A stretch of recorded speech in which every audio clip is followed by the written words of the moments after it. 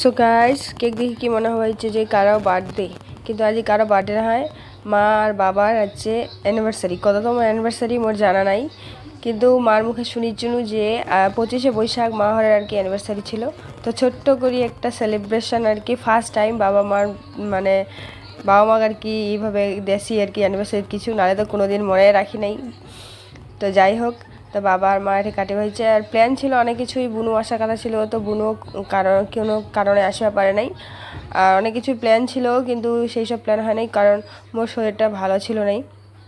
আর মোর গলার আওয়াজ শুনিয়া বুঝায় বাবা হচ্ছেন যে মোর শরীরটা খুব ভালো নাই।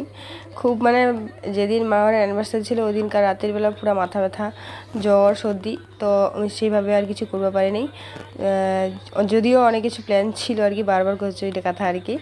তো অনেক দিন তোমরা প্ল্যান করলে যে হয় না, ওইটা একদম ঠিক কথা। এই যে মোর মুখখান দেখলে বুঝা পাবে না মোর শরীরটা কীরকম ছিল আর কি, একদম ভালো ছিল নাই। আর ছোটো বোনও আর কি ভিডিও কলত রাখিছি, যেহেতু আর ছিল নাই সেই জন্য আর কি মিস কেনা করবে আমার ভিডিও কল করিসনি। তো গাইস এই আর কি, তো এইসব হচ্ছে দেখি দেখি শেখা আর কি।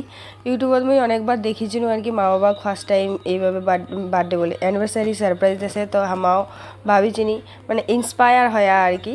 তো যাই হোক গাইস, ভালো লাগে লাইক কমেন্ট শেয়ার করে দেন। তো আজকের ব্লগটা এই পর্যন্তই, টাটা।